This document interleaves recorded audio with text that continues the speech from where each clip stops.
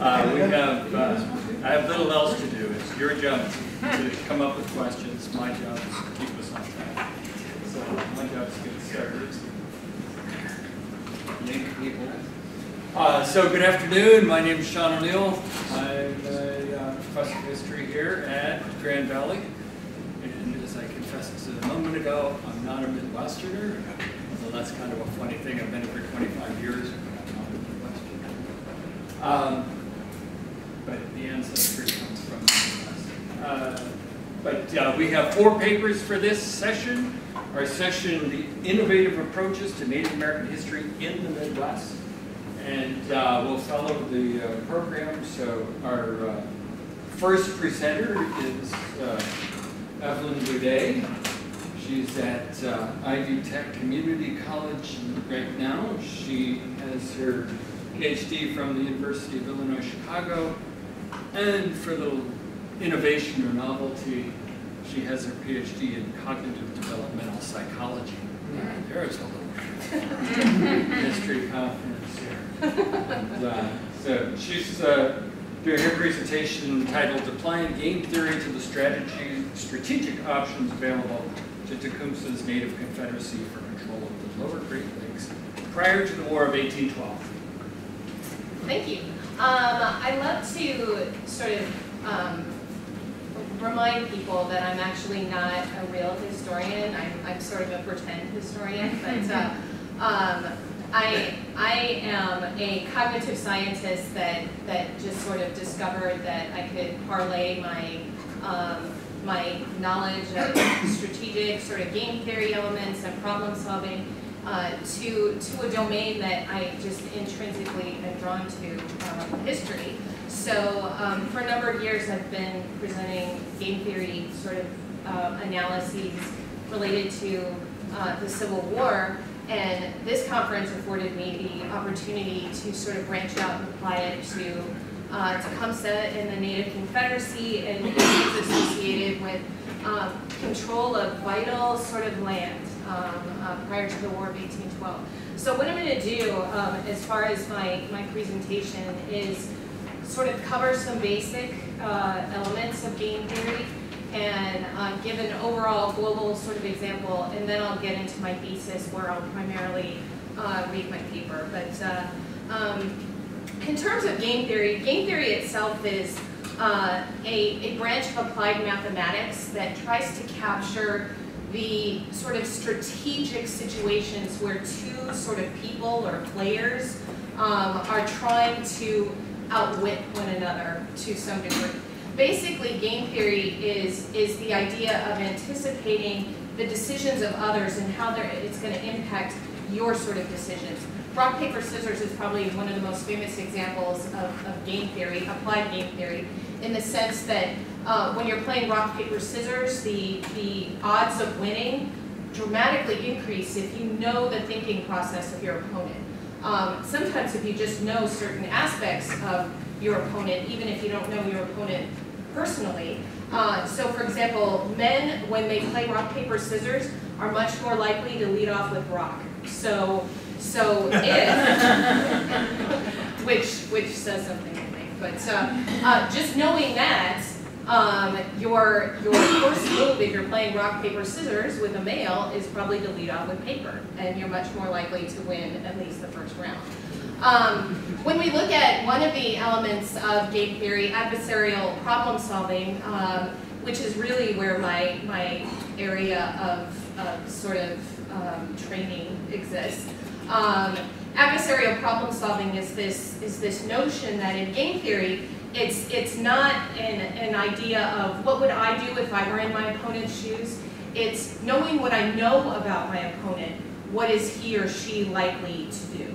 So the perfect sort of example of this kind of dynamic in game theory is the Battle of Wit scene from Princess Bride, where Vizzini is trying to problem solve which goblet is actually poisoned by trying to run through all the possibilities of what he knows about his opponent and whether or not his opponent is likely to poison the goblet closest to him or not. So the Battle of Witzing, in which Vizzini actually loses, is a great example of applied game theory when we talk about adversarial problem solving. Now, the notion that we have when we're talking about game theory is being able to represent things visually in a sort of concise way. And one of the easiest ways to do this is by the use of game trees or decision trees. This allows us to plot the strategic options of two or more players in one sort of fail swoop, so to speak. And then what happens is all of the potential outcomes are sort of ranked in terms of best, worst, good, bad. And the rankings are based upon a type of theory in behavioral science referred to as rational choice theory, which postulates that any one player or person is going to choose the outcome that results in the maximum payoff, so i.e. the best, and try to avoid the lowest payoff option, i.e. the worst. So when we go with that sort of philosophy in mind, game theory really has some dramatic applications. Now, as an example, considering the situation with the grand political events leading up to the War of 1812, King George IV of Great Britain was boldly engaged in the impressment of United States sailors for the purposes of strengthening the British Navy during the Napoleonic Wars. For the United States, the move was a direct threat to national sovereignty. Given that the fledgling United States had no established navy, President James Madison was left in a position where if the demands of abolishing impressment and restoring captured U.S. citizens were not met, war would be declared against Britain and fought in North American British territory. From King George IV's perspective, the risk of continued impressment was considered minor compared to the war against France. Before President Madison intervenes, King George IV's two choices can be represented by rational choice theory in the following decision tree. In order to diagram the decisions made by one or more player, the game theory is actually needed. When we superimpose the decision trees involved with President Madison's options, we can rank order which are the best outcomes for each president. From George IV's perspective, no matter what Madison does, continued U.S. impressment leads to far better payout options under rational choice theory, while abandoning the practice leads to far worse payout options. For Madison, capitulating always leads to the worst payout options. Capitulation in any form weakens the United States politically and gives the clear message to Great Britain that the United States can be easily manipulated. Invading Canada, however, consistently leads to the strongest options for the United States. The fact that Madison eventually declared war after his demands were not met demonstrated a unique resolve that would significantly improve the political status of the United States on the worldwide stage for generations to come, despite the final stalemate outcome of the conflict. So when we look at the overall sort of view from a game theory perspective of the major sort of developments involved with the War of 1812, this is basically what we see. So the actual final outcome, with according to history, was Great Britain continued U.S. impressment. The United States invaded Canada, and that was actually good for the United States and resulted in a bad option for Great Britain. So when we look at the whole sort of purpose of my paper, the political events that would eventually result in the War of 1812 between the United States and Great Britain were largely a matter of convenience for the native peoples inhabiting the region known as the Old Northwest. For the Shawnee leader Tecumseh, the war represented an opportunity to strike a tremendous blow to the United States and a continued westward expansion into native territory. Since 1783, with the Treaty of Paris, the native tribes experienced the reduction of reserved territory as individual nations were forced off their ancestral homelands. By 1809, the only native-controlled reserved territory of significance was concentrated around the lower Great Lakes region. When the United States acquired over 3 million acres of reserved native territory with the signing of the Treaty of Fort Wayne, Tecumseh was spurred into action on behalf of a confederation of several native nations. The Native Confederacy was built on the dream of Shawnee Prophet, but brought to fruition by his brother Tecumseh. The ideal was to secure a permanent native homeland based on racial unity in the center of North America, which corresponds today to the Midwestern region of the United States, basically the lower Great Lakes region, with the southern boundary being the Ohio River, which was a vital water sort of source.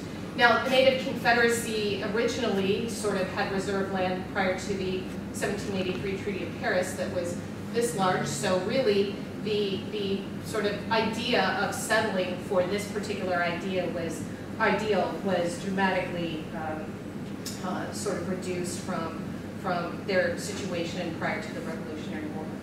Now, when we look at Antebellum Conditions, the signing of the Treaty of Fort Wayne represented theft to Tecumseh and his native confederacy. Tecumseh's argument was that the territorial governor, William Henry Harrison, negotiated the specifics of the treaty in bad faith because no individual tribe had the right to concede any land that belonged to the collective. Given that the Shawnee were excluded from the treaty negotiations in the first place, Tecumseh believed that this was a calculated move by Harrison to keep him from influencing the nations inhabiting the territory in question, specifically to show the individual nations that they were a force to be reckoned with if they stood united. Now, this paper actually represents a preliminary attempt to establish a theoretical framework to scientifically measure and predict wartime strategy. My goal is to examine adversarial problem solving and game theory elements that would be advantageous to the opposing leaders of Tecumseh on behalf of the Native Confederacy and those of William Henry Harrison on behalf of the United States prior to the War of 1812, which really the Treaty of Greenville and the Treaty of Fort Wayne, especially the Treaty of Fort Wayne, really resulted in the major kind of spark that resulted in Tecumseh and the Native Confederacy sort of drawing the line and saying enough is enough, you cannot take any more of our land. So when we look at my overall thesis, it's sort of originating from the August 12, 1810 meeting between Tecumseh and Harrison, where Harrison didn't really know that Tecumseh was going to be the spokesperson. But this sort of begins the whole sort of strategic kind of showdown between these two individuals. At Harrison's request in 1810, the Native representatives inhabiting the area of Prophetstown were invited to air their grievances over the Treaty of Fort Wayne at the territorial capital of Vincennes. Tecumseh took on the request representing the Native Confederacy. From a rational choice theory perspective, Tecumseh had two options available to him. Either engages Harrison in a renegotiation of the specifics of the treaty, or he holds firm that the land was acquired through false pretenses and therefore the treaty is null and void. Given the history of the Native and Shawnee land deals with representatives of the United States, any options that involves negotiations is foolhardy at best for Tecumseh. If he adopts a hard stance and demands that the Native Confederacy be acknowledged as a legitimate nation, then he and the collective tribes stand to gain a tremendous political advantage in the region. Without any influence of Harrison's strategy and a rational choice theory, the decision tree for Tecumseh would look like the following. Regardless of what happens with the increasing conflicts between the United States and Great Britain, Tecumseh and the Native Confederacy can stand to benefit by siding against American interests wherever possible. This would place the Native Confederacy in prime negotiation position with the British should war break out, where the Native occupied land would serve as a substantial protective buffer for Britain's North American provinces. This is what King George was banking on for the most part, which is why he was so aggressive with the impressment issue. In addition, the Native Confederacy would continue to reap the benefits of British supplied arms and supplies. As appointed governor of the Indiana Territory, William Henry Harrison made significant progress on behalf of United States expansion since his appointment in 1801 by President John Adams. One of his primary goals was to attract enough white settlers to the region in order to qualify for statehood. Following his reappointment by President Thomas Jefferson in 1803, Harrison was granted the authority to negotiate and conclude treaties with the Native nations inhabiting the region. When the opportunity arose in 1809 to acquire significant Native territory around the Ohio River, Harrison used a divide and conquer strategy in negotiating the Treaty of Fort Wayne. He also rushed the treaty process by offering large subsidies to the tribes and their leaders in time for full treaty ratification before President Jefferson's term expired and a new administration took over. The aftermath involved bad blood on behalf of the tribes living in the ceded lands who were furious at being cheated and unsuccessfully sought to have the treaty overturned. With growing discord in the region, by 1810 it was in Harrison's best interest to take the initiative to convene a summit to explain the U.S. position with regards to the Treaty of Fort Wayne and allow Native representatives to air their grievances. From a game theory perspective, the tactic was a cunning move, given that it gave the overall impression, and it was a total impression, that the U.S. government was interested in the well-being of the Native tribes in the region. It also afforded Harrison the ability to manage the degree to which the discord was escalating towards war. The reality is that the meeting with Tecumseh amounted to nothing more than 2 representatives refusing to yield their position. In terms of rational choice theory, Harrison had 2 options in his discussions with Tecumseh and the Native Confederacy, given that the U.S. position was that the Treaty of Fort Wayne. It's in Lafayette, Indiana. So, yeah, so I originally came to Lafayette for a visiting position at Purdue, and then stayed on for 20 years. 3 Illinois and 1 Indiana. Woo! Michigan by this opportunity. But I got my PhD at University of Illinois, Chicago. So. I was seeing a strong Illinois. No. I he's in psychology. Oh, so, psychology. Oh, yeah, okay. He's yeah. in history. So yeah, that would. I don't even know really what game theory is, so I'm interested in. You will get a brief tutorial in it. So it's one of the difficulties that I have, that I know I can't just go to the meat and potatoes of my thesis right away without doing a little bit. The number of papers that I've done through the military history society, I have a core enough group that I feel like I can go through it a little bit faster, but you never know. If there's one person that's like, what? There's a chance to know the history of bedtime game theory exposure. They actually don't, and that's what they're still. I searched for 2 years for any kind of strategy papers that really dealt with a game theory kind of basis, and I couldn't find it. And I thought for sure that, and then I questioned whether or not I was searching with the right terms. So, yeah, I employed a research assistant just to look for that, but I didn't tell her that I hadn't been able to find anything. And she came back after a month and she was like, Dr. Boudet, I can't find anything. Oh my God. I'm like, that's good, thank you. So I said, you passed the test. Yeah, exactly. Yeah.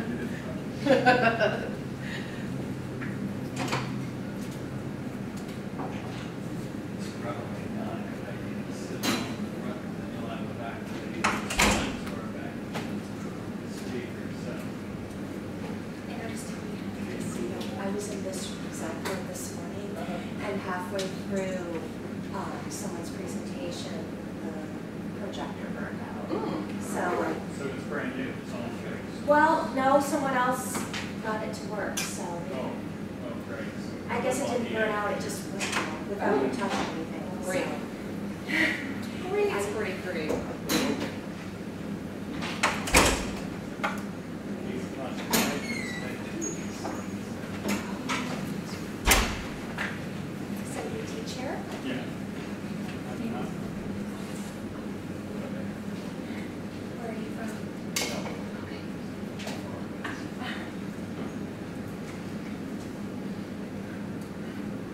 What is your definition? Why did you compare these? Oh, okay.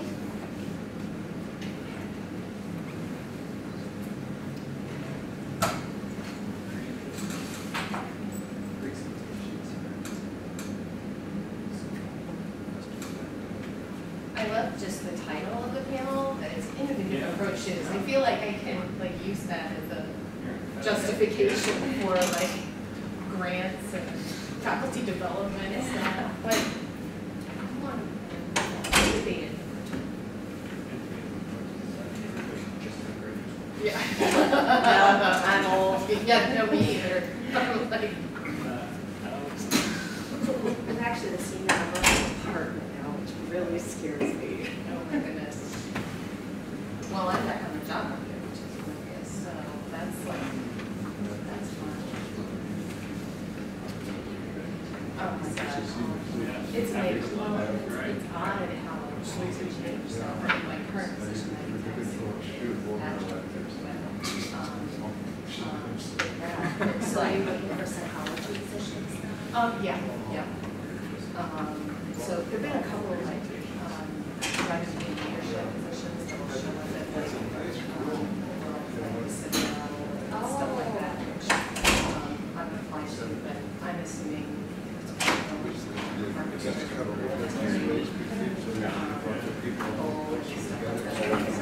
so yeah, you never know. So.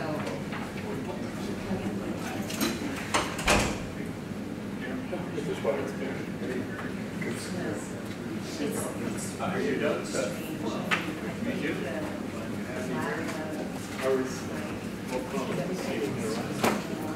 Okay.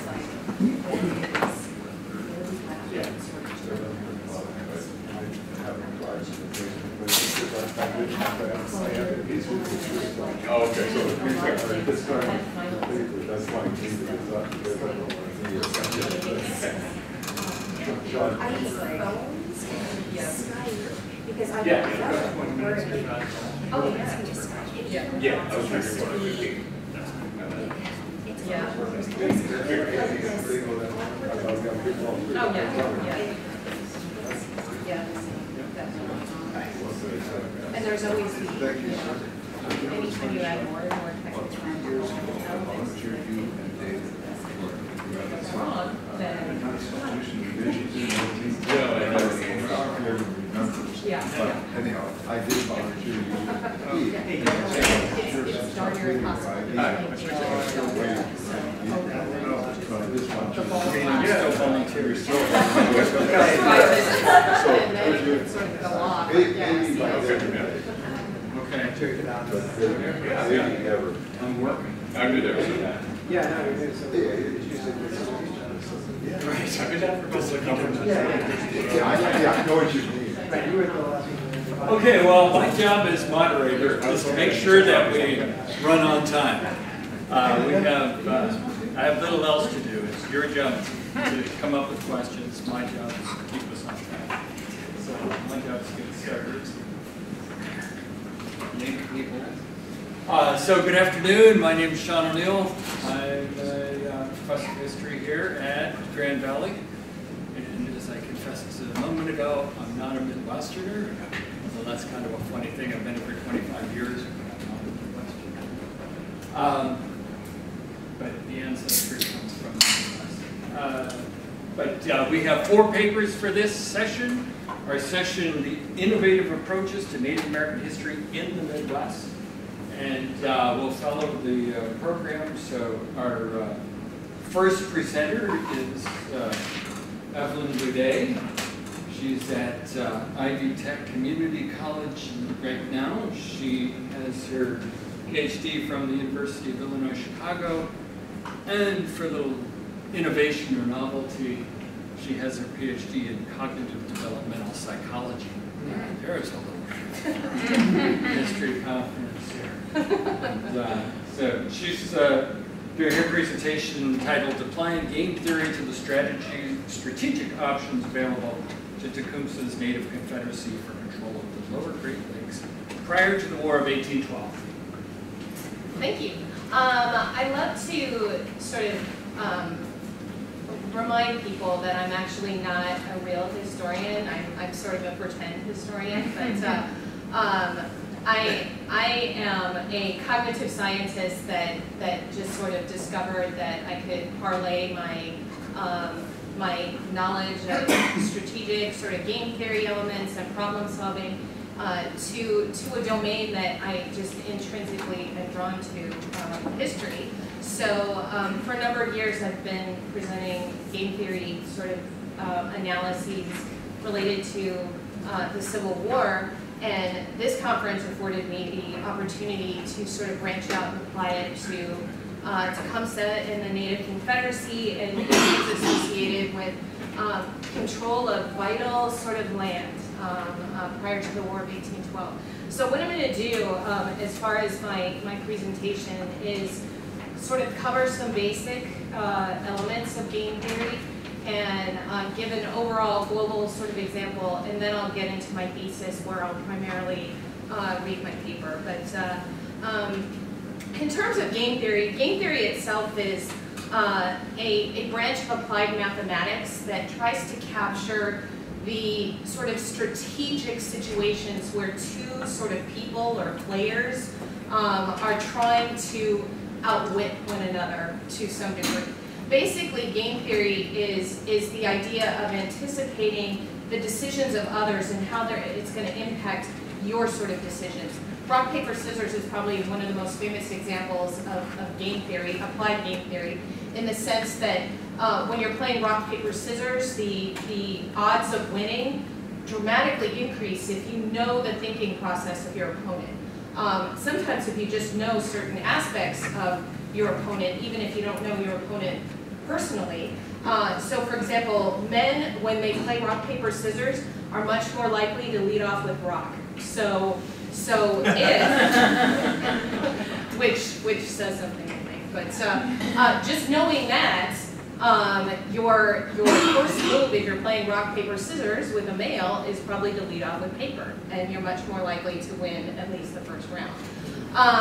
When we look at one of the elements of game theory, adversarial problem solving, which is really where my area of sort of training exists. Adversarial problem solving is this notion that in game theory, it's not an idea of what would I do if I were in my opponent's shoes. It's knowing what I know about my opponent, what is he or she likely to do. So the perfect sort of example of this kind of dynamic in game theory is the Battle of Wit scene from Princess Bride, where Vizzini is trying to problem solve which goblet is actually poisoned by trying to run through all the possibilities of what he knows about his opponent and whether or not his opponent is likely to poison the goblet closest to him or not. So the Battle of Wit scene, in which Vizzini actually loses, is a great example of applied game theory when we talk about adversarial problem solving. Now, the notion that we have when we're talking about game theory is being able to represent things visually in a sort of concise way. And one of the easiest ways to do this is by the use of game trees or decision trees. This allows us to plot the strategic options of two or more players in one sort of fail swoop, so to speak. And then what happens is all of the potential outcomes are sort of ranked in terms of best, worst, good, bad. And the rankings are based upon a type of theory in behavioral science referred to as rational choice theory, which postulates that any one player or person is going to choose the outcome that results in a maximum payoff, so i.e. the best, and try to avoid the lowest payoff option, i.e. the worst. So when we go with that sort of philosophy in mind, game theory really has some dramatic applications. Now, as an example, considering the situation with the grand political events leading up to the War of 1812, King George IV of Great Britain was boldly engaged in the impressment of United States sailors for the purposes of strengthening the British Navy during the Napoleonic Wars. For the United States, the move was a direct threat to national sovereignty. Given that the fledgling United States had no established navy, President James Madison was left in a position where if the demands of abolishing impressment and restoring captured U.S. citizens were not met, war would be declared against Britain and fought in North American British territory. From King George IV's perspective, the risk of continued impressment was considered minor compared to the war against France. Before President Madison intervenes, King George IV's two choices can be represented by rational choice theory in the following decision tree. In order to diagram the decisions made by one or more player, the game theory is actually needed. When we superimpose the decision trees involved with President Madison's options, we can rank order which are the best outcomes for each president. From George IV's perspective, no matter what Madison does, continued U.S. impressment leads to far better payout options under rational choice theory, while abandoning the practice leads to far worse payout options. For Madison, capitulating always leads to the worst payout options. Capitulation in any form weakens the United States politically and gives the clear message to Great Britain that the United States can be easily manipulated. Invading Canada, however, consistently leads to the strongest options for the United States.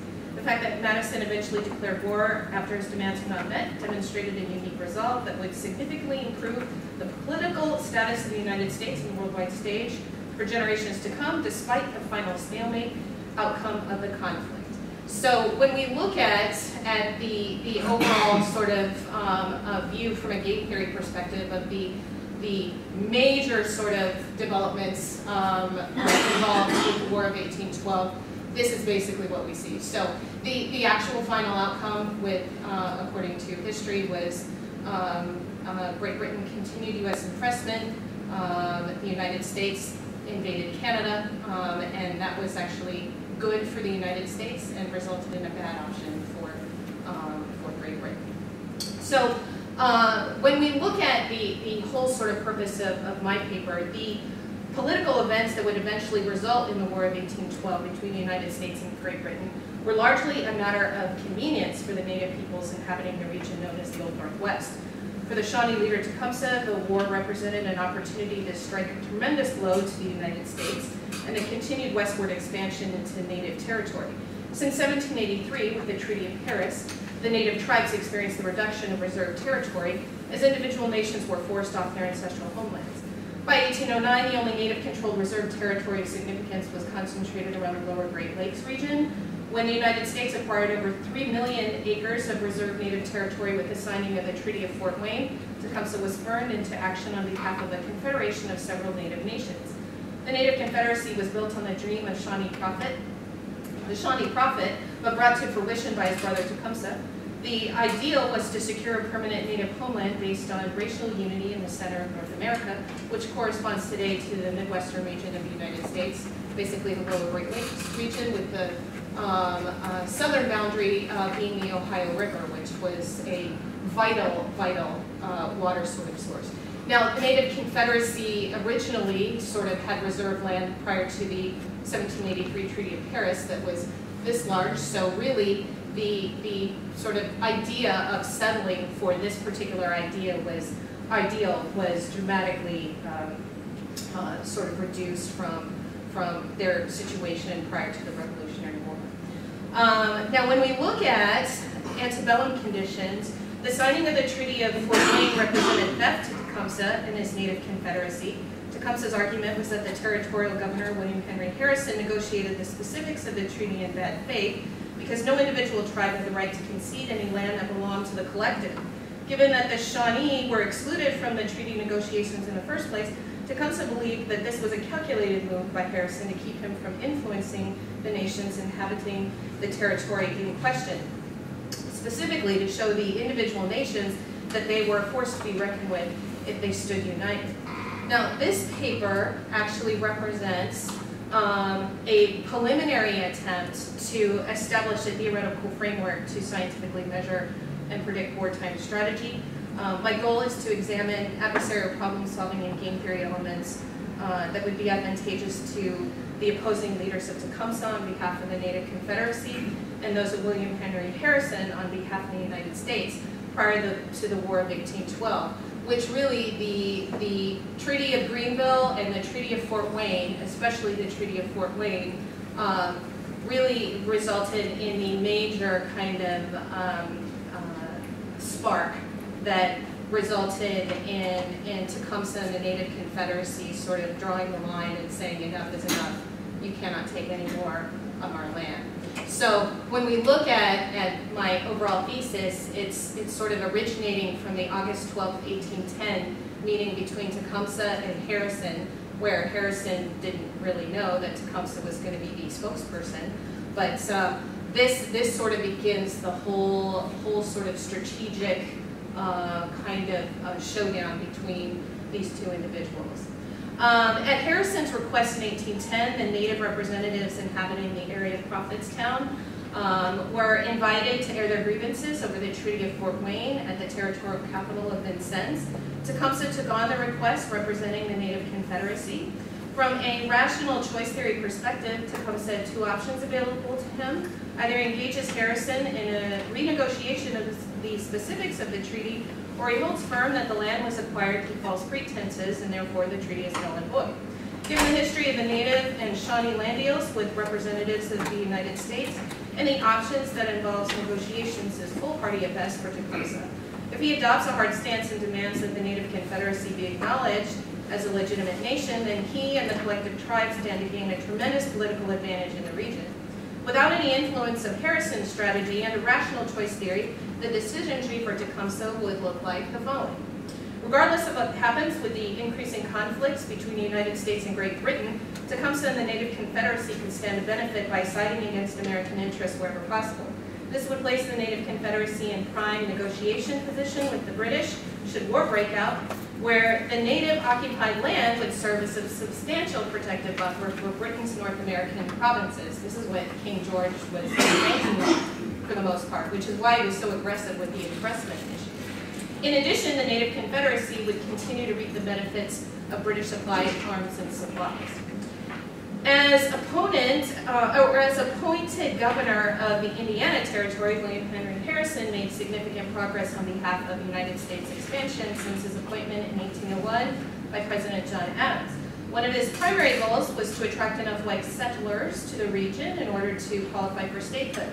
Following his reappointment by President Thomas Jefferson in 1803, Harrison was granted the authority to negotiate and conclude treaties with the native nations inhabiting the region. When the opportunity arose in 1809 to acquire significant native territory around the Ohio River, Harrison used a divide and conquer strategy in negotiating the Treaty of Fort Wayne. He also rushed the treaty process by offering large subsidies to the tribes and their leaders in time for full treaty ratification before President Jefferson's term expired and a new administration took over. The aftermath involved bad blood on behalf of the tribes living in the ceded lands who were furious at being cheated, and one successfully sought to have the treaty overturned. With growing discord in the region, by 1810 it was in Harrison's best interest to take the initiative to convene a summit to explain the U.S. position with regards to the Treaty of Fort Wayne and allow Native representatives to air their grievances. From a game theory perspective, the tactic was a cunning move, given that it gave the overall impression, and it was a total impression, that the U.S. government was interested in the well-being of the Native tribes in the region. It also afforded Harrison the ability to manage the degree to which the discord was escalating towards war. The reality is that the meeting with Tecumseh amounted to nothing more than two representatives refusing to yield their position. In terms of rational choice theory, Harrison had two options in his discussions with Tecumseh and the Native Confederacy, given that the U.S. position was that the Treaty of Fort Wayne was negotiated in good faith and by legally binding means. The best option for Harrison was to refuse to recognize the legitimacy of the Native Confederacy. In doing so, he would validate the right for the U.S. government to view each tribe as a separate nation with separate treaty terms and appropriations. The second option was to recognize the existence of an official Native Confederacy with Tecumseh as chief spokesman and negotiator. While this option would have almost immediately lessened the tension in the region, it would have made the land acquired under the treaty null and void. For a territorial governor with dreams of one day seeing Indiana achieve statehood, this option would have been political suicide for Harrison and disastrous for the United States in terms of continued westward expansion. Without any influence of Tecumseh's strategy on behalf of the Confederacy, the decision tree for Harrison's strategy on behalf of the United States under rational choice theory would look like the following, with refusal to recognize the Native Confederacy as the best option. When we superimpose both Tecumseh's strategy with the strategic options available to Harrison, we have the following game tree representative of the best and worst possible outcomes. Given that Tecumseh made it clear to Harrison that refusal to recognize the legitimacy of the Native Confederacy would amount to escalating Native hostilities and growing numbers in the region, one could argue that any decision on that score was likely to result in war. For Tecumseh and the Native Confederacy, the best outcome involved one where he approaches Harrison with a hard stance of refusing to negotiate, and Harrison persuades the United States to recognize a single Native nation. This outcome would have resulted in unprecedented political status for the Native Confederacy and the return of at least 3 million acres of ceded land under the Treaty of Fort Wayne. It also would have assured Native allegiance to the United States against Great Britain in any future conflicts. By the same token, the worst outcome for Tecumseh and the United Native Nation would have involved a willingness to negotiate only to have the United States refuse to recognize their legitimacy. This outcome would have weakened Tecumseh's reputation as a respected political leader and would have likely damaged his options with Great Britain.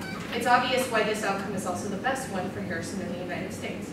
Ultimately, the outcome that coincided with history was one that did not meet optimal rational choice parameters for either player. For Harrison and the United States, the outcome still led to war, but not one declared by any Native nation. And without conceding any native land acquired by treaties before the War of 1812. For Tecumseh and the Native Confederacy, the refusal for the United States to officially recognize the legitimacy of a single nation actually galvanized the tribes once on the fence to join the cause. So, in conclusion, by 1811, Tecumseh and most of the Native Confederacy knew war was imminent between the United States and Great Britain. The opportunity to gain a strategic advantage in the Old Northwest by simply aligning with the right warring country was a strategy that Native tribes used to their advantage since the beginning of European settlements in North America.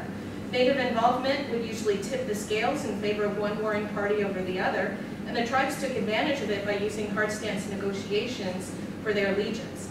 It's hard to say if the events associated with the Treaty of Fort Wayne and the Battle of Tippecanoe in 1811 were actually related to the War of 1812, but the decisions made by Native leaders in their aftermath certainly influenced the outcome of the war. The bitter irony for Tecumseh was that any hope for a united Native nation in the Old Northwest rested on an actual victor in the War of 1812. The United States succeeded, all signs pointed to expansion and annexation north into Canada, potentially leaving the Native tribes free to establish firm settlements in the Old Northwest. If Britain succeeded, Tecumseh was likely to benefit significantly for his loyalty to Britain and defending her North American provinces. In reality, the outcome of the War of 1812 was a stalemate, and the two warring countries simply returned to antebellum conditions. The Native nation, now without Tecumseh, was devoid of any political influence or unity, marking the most significant casualty of the War of 1812 in and of itself. Thank you.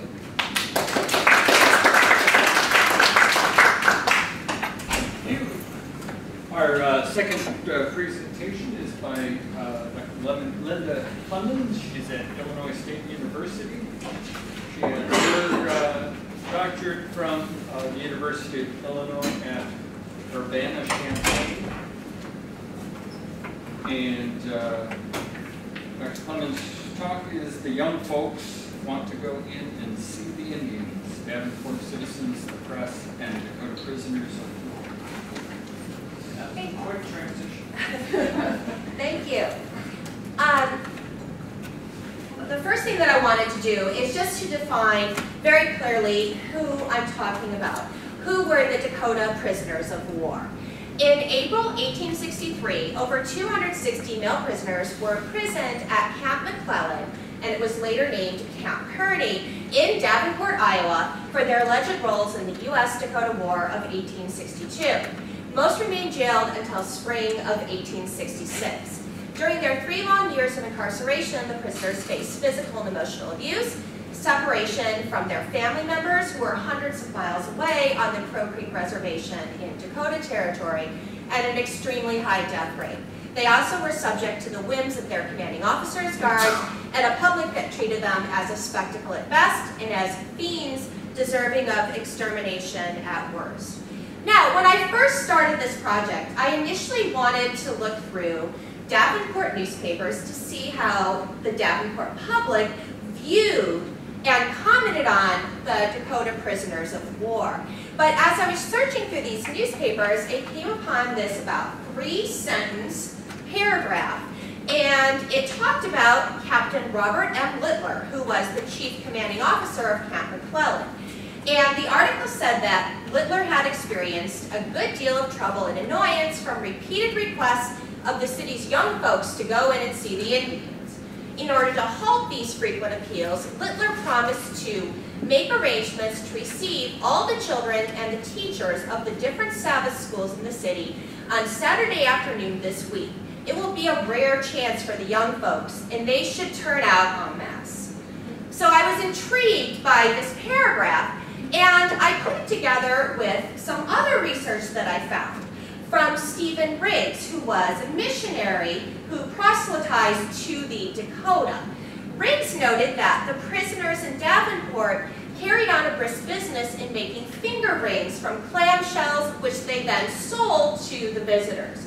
So putting these two pieces of information together, I came up with my thesis, which is, during the second half of their incarceration, the Dakota prisoners developed ways to raise money that capitalized on the citizens' fascination with what they saw as savage and exotic Indian prisoners.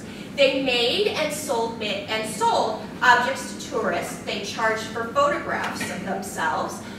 They also received money for performing their Indian ceremonies, and they fought to have money released for lands that they had lost in Minnesota. They used these funds to purchase blankets, clothing, and other items for themselves and for their families who were separated from them at Crow Creek in Dakota Territory. They also bought stamps, paper, and ink, which they used to communicate with their distant relatives. Most important, they used some of the funds to fight for their freedom. Even under grievous conditions, the Dakota prisoners illustrated resilience and countered the pervasive narrative of the time and sense that defined them as defeated. So let me take a step back and just define the U.S.-Dakota War of 1862, because you can't understand what happened to the Dakota without starting with the war. There were numerous causes of the war in 1862, including unfair and broken treaties, land loss and confinement to a small and impermanent reservation, government programs that were designed to civilize and Christianize the Dakota. War broke out on August 18, 1862, and it lasted for 6 weeks, after which the U.S.-led forces defeated the Dakota at the Battle of Wood Lake. After the war, over 300 male prisoners were imprisoned in Mankato, Minnesota, unsure of what would happen next. The women, children, and the elderly were held at a prison camp at Fort Snelling, which is still a historic site, a controversial historic site today, located just south of St. Paul and just kind of north of the Mall of America and the St. Paul Airport. As the men, women, and children raided in their respective prisons, a military commission held 392 trials and sentenced 303 men to hang for their alleged participation in the war. Now, President Lincoln appointed 2 men to look over the trial records, and they decreased the number to be hanged to 39, down from the 303. On December 26, 1862, the United States government executed 38 Dakota men. One actually received a last-minute reprieve for their alleged roles in the 1862 war. And this was the largest mass execution in United States history. And this is a lithograph that was done after the hanging, and it shows soldiers and then a crowd of spectators. And historians have said that, or have argued that this is a pretty accurate image of what happened, in that there were approximately 4,000 spectators, and my research shows that Mankato's population was less than 1,500 in 1862, so that means that people came from all over Minnesota to witness the hanging. Following the hanging, the public could purchase portions of the gallows as souvenirs. Later, coins, a spoon, and even a beer tray were engraved with the hanging in Mankato and sold as souvenirs. And this kind of ties into what I'm going to argue later, that after the Dakota were defined as defeated, they became exotic and spectacles and something that people wanted to commemorate by these very gruesome souvenirs. In spring of 1863, Congress passed legislation abrogating all previous treaties with the Dakota and exiling them from Minnesota.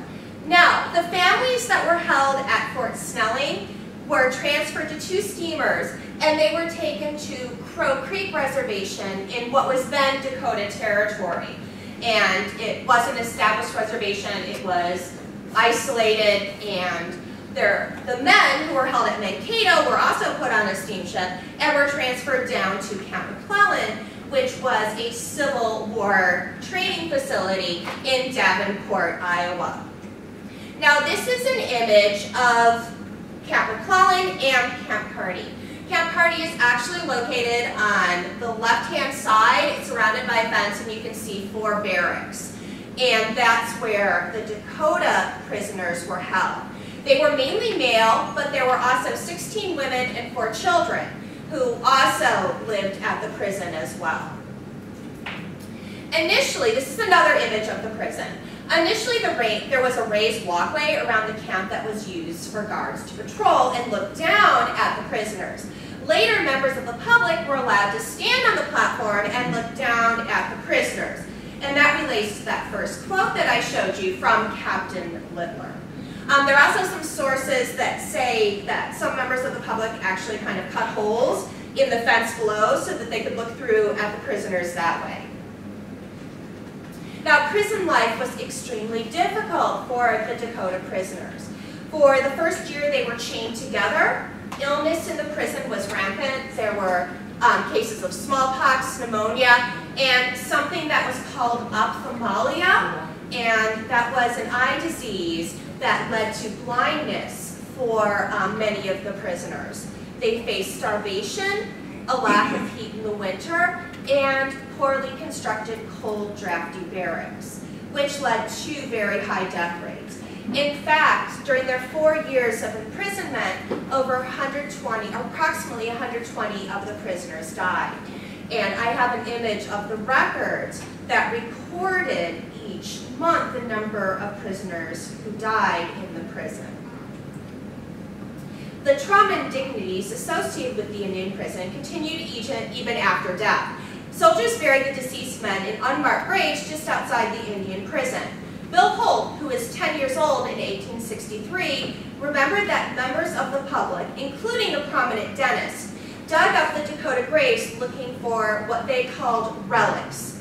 They were disappointed to find, however, that, quote, most of them had been buried without anything, and they found nothing but bones. The prisoners also faced emotional abuse, that many of them still were sentenced to be hung.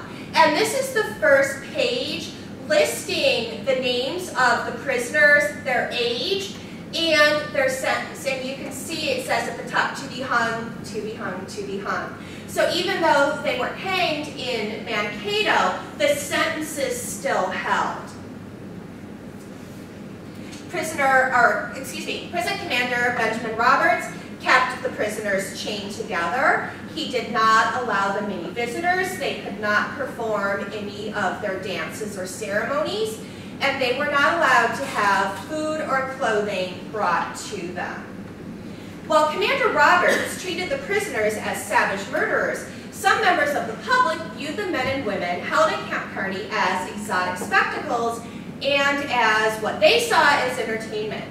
In spring of 1863, just after their arrival at Camp McClellan, an article in the Davenport Democrat News described the prisoners as possessing, quote, native majesty and as fiery, strong, patriotic savages.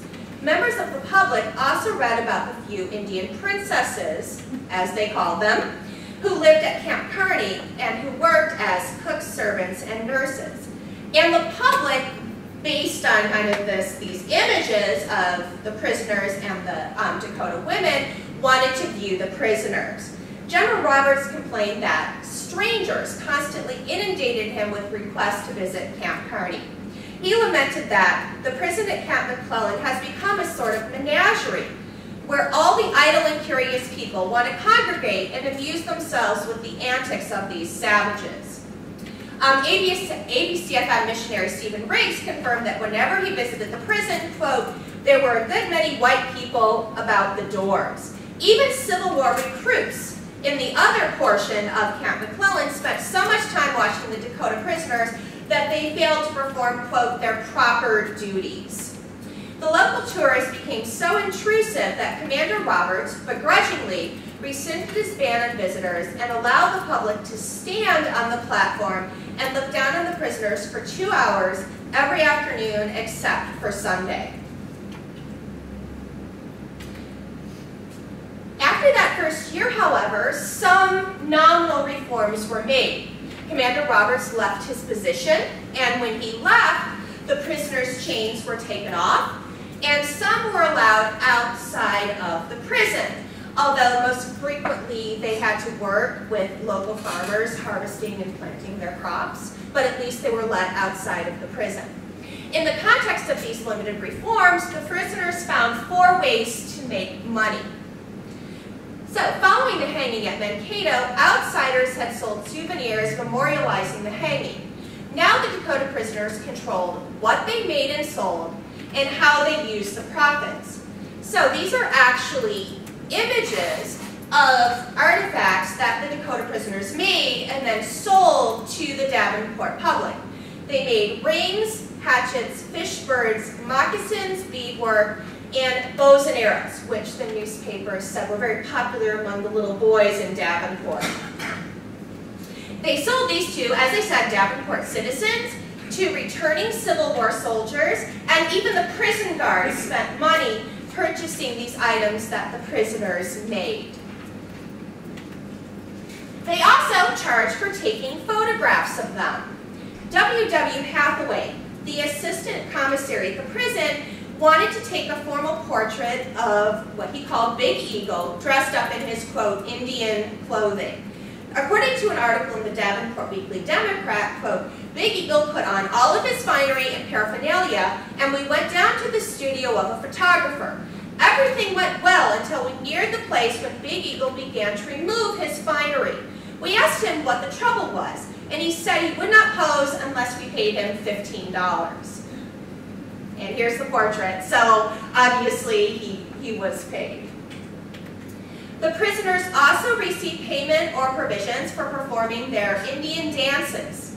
Stephen Riggs noted that, quote, a white man, for the purposes of making money, hired several Dakota prisoners to dance in the camp center. For their efforts, the man furnished them with food and drink and paid them $2 each.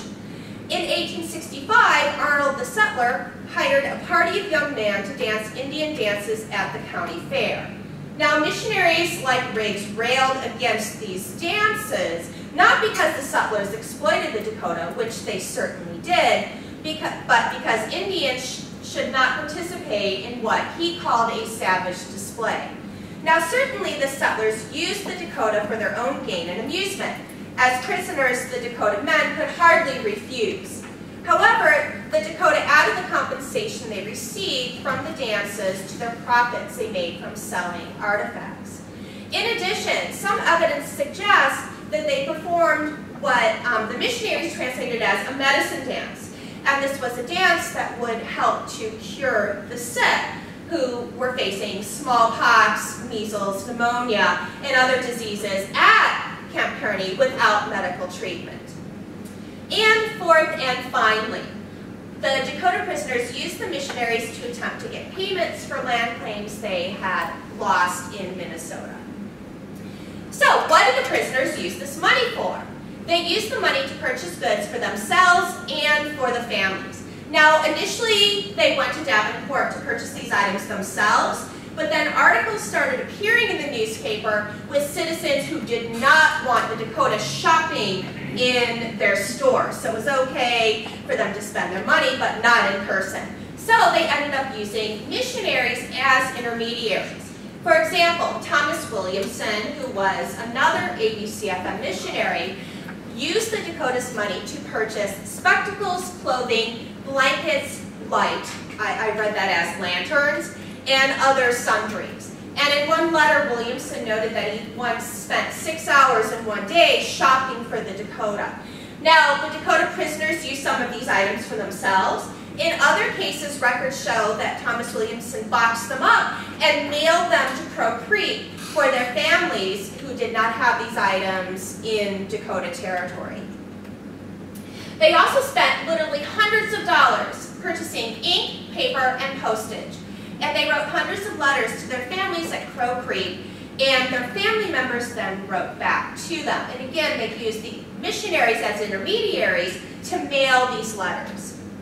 Now, just to take a quick step back, the ABCFM missionaries back in the 1830s had transformed Dakota into a written language.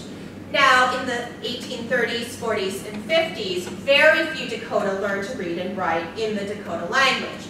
After 1862, everything changed, and almost every single Dakota man, woman, and child learned to read and write in the Dakota language so they could communicate with their relatives who were hundreds of miles away from them.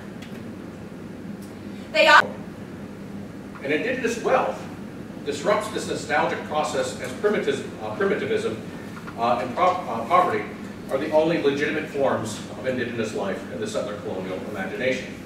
And in the case of the Oneida Nation and many other tribal communities, Native people are often prospering and enjoying a higher standard of living than their non-Native neighbors. And as a result, the Indian reservation, which is a system founded upon the goals of Indian containment, submission, and assimilation, has surprisingly come to be seen as a site of unfair ethnic advantage in recent years. And the argument that wealthy tribes should be stripped of their sovereignty is a form of what one scholar has referred to as rich Indian racism. As Jessica Catalino argues, the double bind of need-based sovereignty is that although Native governments require economic resources to exercise their sovereignty, settlers contest the legitimacy of those tribes who actually do exert their own economic power. And the present presidential administration poses now a new set of concerns. President Trump's budget proposal not only proposes slashing over $500 million in Native programs from the Bureau of Indian Affairs, the Bureau of Education, and the Indian Health Service, but there's also renewed talks of termination, talks about privatizing Indian reservation lands that are akin to the failed policy of allotment, akin to the policy of termination in the 1950s.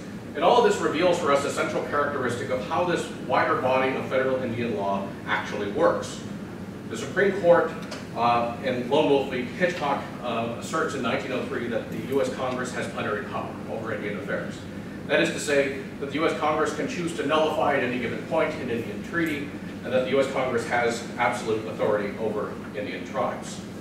And part of what it points to us, indicates for us, is that this body of federal Indian law is unstable, it becomes inconsistent, it's changing every generation, and though tribal communities may win victories in one generation, the next generation may see such progress dismantled, heading back into court for another round of fighting for the exact same rights over and over again. Thank you. Thank you. And our fourth paper is by David Lehman, and his degree is from the University of Chicago and in Champaign. And his talk today is GIS is Surveying as an Act of War, Conflict over Land Assessment in U.S. Imperial Expansion and in Potawatomi Survivance. All right, good afternoon. Thank you all for coming today. During this talk, I'm going to talk a little bit about some of my dissertation that I'm still working on. I haven't quite graduated yet, but thanks for the confidence.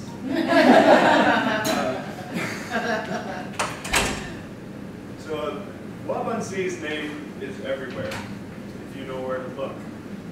The many spellings of his name come from Anglo-American attempts to transliterate Potawatomi into the Roman alphabet. But his name, you can find his name on a high school and a community college in Aurora, Sugar Grove, Illinois. Near the Fox River, you can find it on a Rails to Trails path in Will County on Kankakee.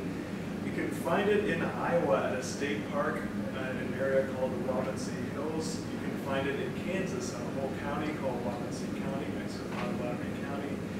And you can even find it in the soil where Wabansee County's name has been given to a soil type that you can find in the Dakotas, in Nebraska, in Iowa, and Kansas.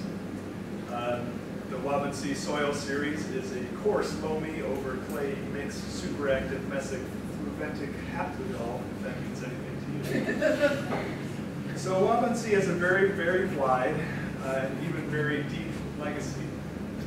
How did it get that way? So Wabansee was an influential Potawatomi leader before, during, and after the War of 1812 in the Chicago area, and he stayed a prominent figure throughout the whole northern push for Indian region. He lived in various places, but in the 1820s, he was a leader in a summer village, a farming village around the north end of the Prairie Peninsula. Sorry, I should explain this map. This is based on soil in the Midwest. I suppose we're up here in Grand Rapids, and Wabansee's summer village was up in here on the Fox River for farming, and in the winter they would go to the Kankakee River area. The whole Kankakee River used to be a giant marsh. There's a documentary called Everglades of the North. If you get a chance to see that, talks about how it used to be the site of largest bird migrations through the whole area. So that's obviously a great place to go if it's hunting season.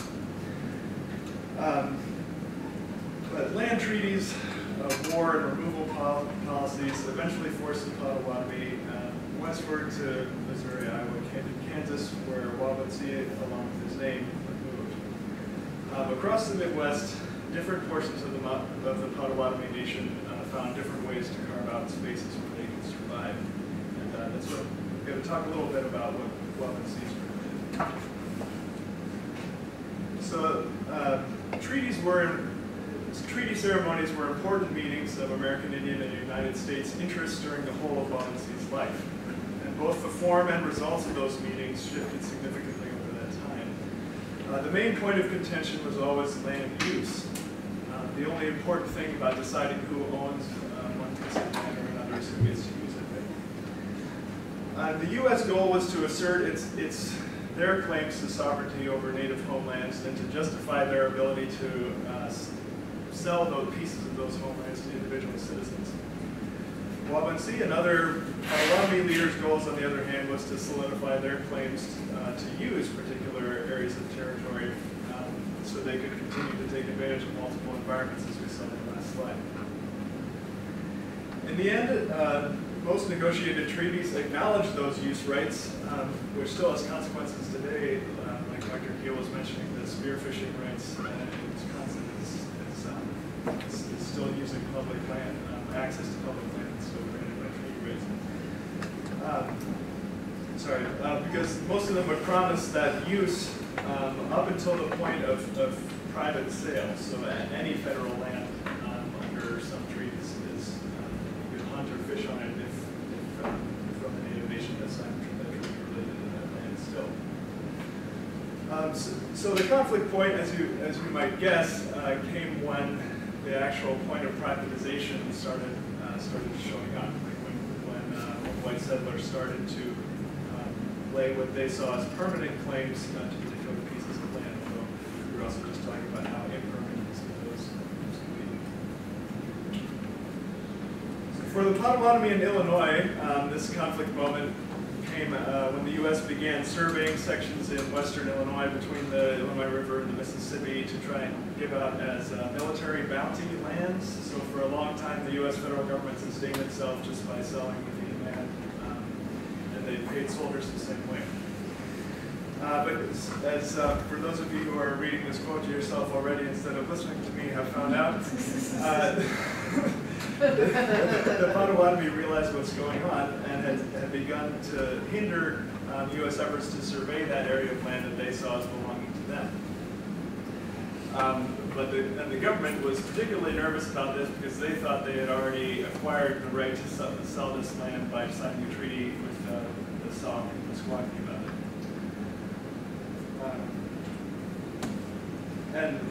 The U.S. response then was a military one to start sending escorts out with the surveyors' assistance. And at the same time to also charge the Army with clearing the area of preemptors and squatters, because in both of these cases of both avoiding altercations with the Potawatomi and getting rid of the squatters, what the federal government was trying to get was sort of blank and empty land that they could look at from afar. Just how blank did they want it? That blank. The picture on the left there is the ideal township, like just square mile section after square mile section, measurable by chain, easily subdividable into half or 8 sections by even numbers of chain lengths. If you're a math person, you might have done as well. So let's see, right. So measuring the land was how the U.S. government gave itself permission to sell pieces of it, offering permanent land ownership to its citizens for a simple fee. The federal government's reliance on these land sales and land grants to fund their wars made measuring the land all the more important to the government. So important that surveyors and their assistants were held accountable through the same civil religious ritual required for court testimony. Oaths that follow this form are spread throughout the surveyor's notes, even if you go to your county surveyor's office. Someplace like this would work because we're still in the Northwest Ordinance Territory, where they'll have the rectangular survey system. So those surveyor's notes still have every now and then these little forms. Every time there was a new surveyor appointed, or if they needed to hire a new assistant to hold a chain of plant poles or make blazes on trees, they had to sign a statement like this, kind of asserting the veracity of the survey. So, there was a lot of to-do about land measurement, but what were its ultimate consequences? This map, I'm not sure exactly how well you can see it, but it's trying to show some patterns in what happened to the land after it was surveyed. The layer of green is an attempt to show where it was prairie in about the 1830s. Any white dots that you might spot in the circles are all Potawatomi sites from Helen Tanner's notes at Newbury. And the underlying colored grid is that grid system that the government was laying down. It's showing a lot of sections. Wherever there's little squares, they're colored by land year, the year that somebody bought a land patent within that section. The lighter the earlier, the darker the later. So the brownish ones are in the 1840s and 50s. The lighter gray and yellow are down to the south in the lower left-hand corner there between the Illinois and Mississippi. Those are the bounty lands that were under contention. The Potawatomi and the area where Wabansie lives, up between the Fox and the Des Plaines there, came into the settlement pressure on that area is more in the late 1830s. So can I just ask real quick, all Yeah, of sure. that gray, is that unsurveyed land at that point? Or? No, I just sort of clipped all the data by watersheds that had Potawatomi sites. Oh, okay, So, okay. this is, I might show it later, this is just a piece of the larger map. I was Wow. trying to just show all the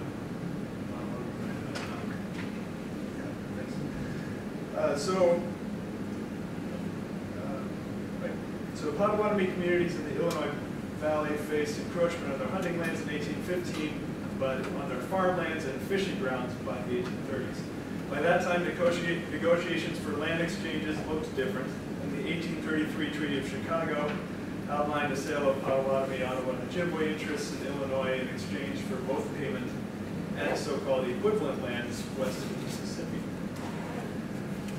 So as you can see in this quote, just how equivalent those lands would be was up for debate. Several Potawatomi leaders in the Illinois country challenged the government on its evaluation of Western lands as equal to their Illinois ones. And eventually some, together with Baptist missionary, removal advocate, and sometime surveyor Isaac McCoy, staged their own expedition to assess the land out west. And they came back with questions. So, faced with the results of surveys and sales, Potawatomi communities divided into groups and looked in, sort of the nation kind of splintered into groups that looked to Baptist missionaries, mixed heritage traders, Catholic missionaries, some assimilated into U.S. citizenship temporarily, or what would have been illegal in the U.S.'s eyes, migration to Canada or northern U.S. territories that hadn't yet been surveyed. All to avoid the sort of forced removal that the Catholic Potawatomi from Indiana faced on the Trail of Death, which is a whole other. Wabansie's community chose a different path, one that involved repeatedly negotiating movements on their own without help from any of those other parties.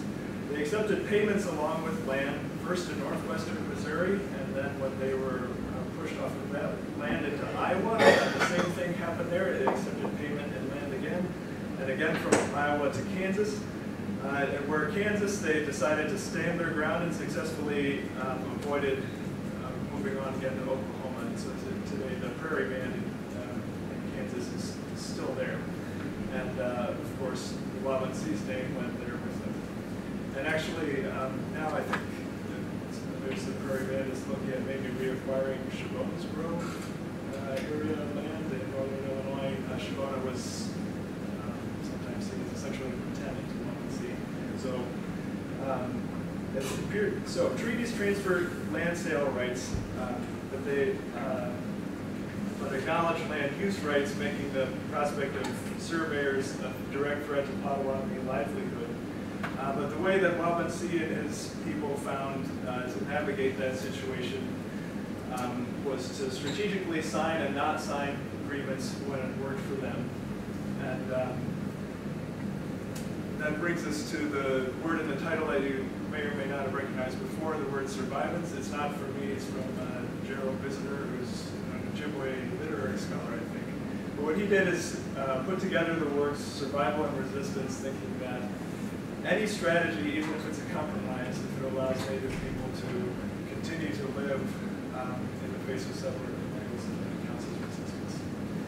And that, I think, I would argue is the best way to describe what Waubonsee and his people did.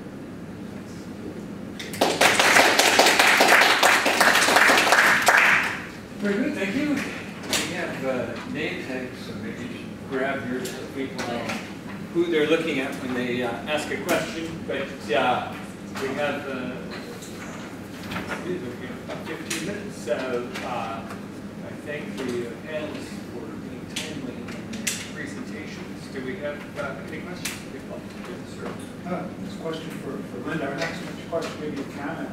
I totally agree with you tying in your presentation with what Burke Hawkford, the laureate, whites wanting to see Indians playing Indians. Yeah. But at the same, I've done a study at Camp Douglas Prisoner of War Camp in Chicago. It's going on at the same time. Those are Confederate prisoners of war. And everything that you described happening in Davenport was happening in Chicago with setting up viewing platforms to look down on the prisoners going ahead and marketing handicrafts in order to raise money. Much of that money being used to buy stationery to communicate with families in the southern states. The arbitrary administration by camp commanders, often using draconian measures, and then a new commander coming in and the whole situation flips suddenly. And then, of course, the high mortality rates that occur to the individuals often because of poor sanitation practices and poor planning. So I'm not saying that there weren't issues that had to do with these people being Native Americans, but the Civil War's going on, and this is the exact same thing that's happening at Camp Elmira, Camp Douglas, or Rock Island, prisoner of war camps with white prisoners. I did actually know that, so I will have to look into that. I mean, certainly, if they're using the same strategy, it is a different context in that it is after the Dakota War of 1862 and their exile from Minnesota, their imprisonment, their separation from their family by 600 miles as they were placed on a different reservation. But I'm going to have to look into that, so thank you very much. I think appreciate in some that. ways it's the question of in war, you have to make your opponent the other. And here's people in the South, part of the same republic, same political values to a point. And once that war reached a certain point, like particularly by 1862, they want to exoticize people from the South in order to justify the treatments that they are imposing upon them. Thank you for that. I'll look into that.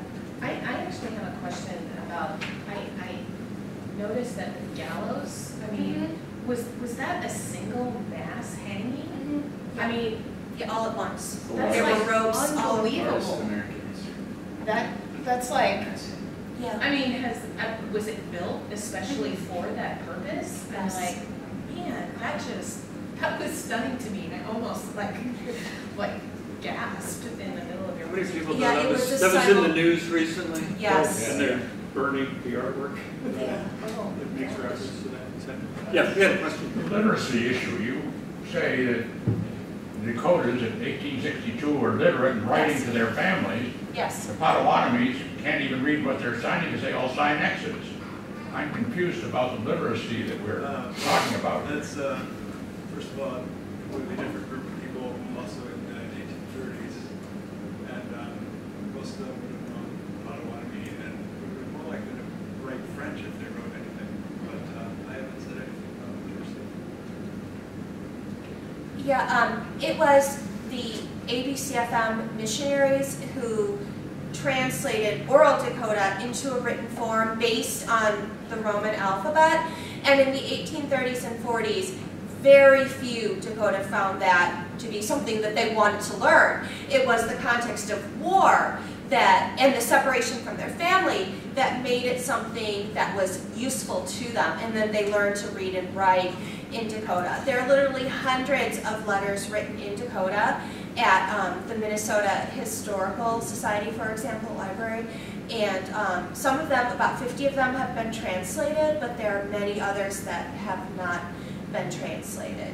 So yeah, it was a different tribe, and it was actually missionaries who wanted to teach them literacy, but to promote Christianity. They wanted them to read the Bible. But then the Dakota in 1862 used it for a different purpose. There's also, isn't there, it's almost like standard in some of these treaties, Native people whom we know illiterate, we still have oftentimes signed their names with a pictograph and then an X. And it was maybe because they didn't want to upstage or whatever their tribal members who were born illiterate, or it was just almost like the insistence of the scribes at part of the United States government. I have to say, signing with an X is something that non-native people do as well. Yeah. Various times. Right. A lot of people might be barely literate or illiterate, regardless of their ethnicity in the 1830s. Were there cases of amanuenses? Would that be possibilities that they would have somebody write for them, writing these letters in Dakota? If you people. Most of them wrote them themselves. There were a couple who would dictate to Protestant missionaries, but no, after, there's records of literally hundreds of them in prison teaching each other to learn to read and write. Again, so that they can write demanding their freedom, and then more importantly, write to their kin who are separated from them for years. Because the men are in prison and their families are in Dakota territory. Any other questions? Please. Question for Doug. I really enjoyed the presentation. You mentioned at the very beginning the story, sort of how the Oneida sort of came back after that century. Does that mean you were writing a book on it? And it sounds fascinating. I'm just wondering when I can get my hands on it. Me too. It's all still in progress. I mean, I'm hoping to finish up the first draft of the manuscript this summer. I mean, really quickly, the nature of the book is to contextualize some of the stuff that's happening at the beginning of the 21st century through narrating a long history of the long afterlife of allotment. Because really to understand how all these things start happening in Hobart, it really is a process of reversing allotment. So it's a story that picks up right after allotment and takes it into this present moment where, okay, we're undoing allotment, now what? And it's like, well, that doesn't go well, right? So it's, those are the sort of two bookends of the whole project. TBD. Well, I appreciate the way that you're interpreting contemporary events through the lens of these tropes typically associated with 19th century or early 20th century. But the examples that you give are absolutely fitting to those tropes really well. But as you say, things can bounce back and forth. You think you're finished, you think you've progressed, you think you've advanced. But I wonder if the Alphon decision is a factor in your consideration. Because in that sense, the Rainforest Corps wasn't really sympathetic to sovereignty. Well, and some of the questions about, there are some anxieties in the case of Hobart about issues that the court has already dealt with. Which is they're a little bit worried about, are these tribal governments going to expand and include us in all these foreign jurisdictions? So it's already been dealt with in the 70s, in fact. The answer is mostly no, without a handful of criminal exceptions, but mostly not. So it's really It's not really about that. It's not really that the federal government is necessarily going to have this presence in their life that they're worried about. It's all about taxes. Yeah, more about taxes than anything. As is a lot of it. I mean, it's a long history about taxes in a sense. Any other questions? Just, Doug, you know, your issue reminds me of Worcester versus Georgia. I mean, it's, how do you go ahead and have sovereign native communities and democratic commonwealths? And people in Georgia were just determined to make sure that couldn't be an option. And now we're living with trying to play out what would have happened had we're not been the Trail of Tears. And it's interesting that it's mainly in the Midwest region, the broad Midwest region, where this is relevant. For sure. Great subject. If I can follow up on that, it sounds like there are other situations where communities have their tax base shrunk by corporate tiffs, by college really feel under threat, however you want to interpret that. I was thinking, does the tribe have a response to say, you know, can't the state? I mean, aren't there solutions to the problem that aren't so, go head to head? Because it's not just, maybe it's because it's not just property tax. If it's just a property tax problem, figure that out. I mean, that's just, you know, but if it's really, we don't want law, we want police forces and things like that, then it's a much broader issue.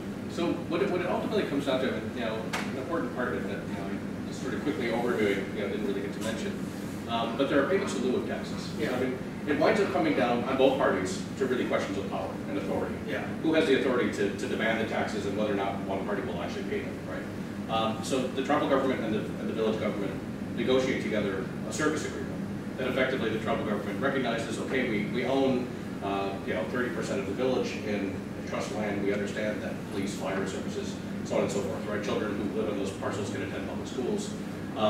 There's an obvious need to address the fiscal relationship that exists, right? Because one can't decide that garbage pickup will sort of zigzag around the neighborhood and they'll, no, that's a tribal house, this one's not, right?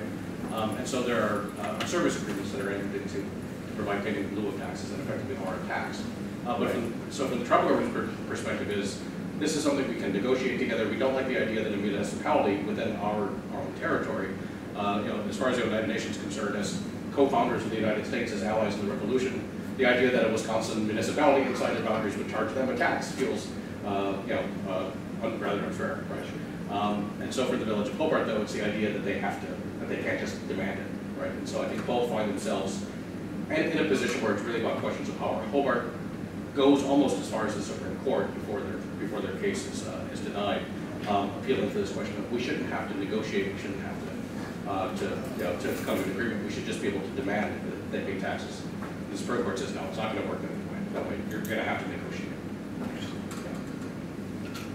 Very interesting. Well, we have, we're close enough to run out of time here. I hope that you can come up and ask presenters questions if you still have them. I'm still looking for somebody to ask a game theory question. I totally understand. You're like, my understanding, there be no man. Thank you all for coming to the session. We thank our presenters for their Fort Wayne was negotiated in good faith and by legally binding means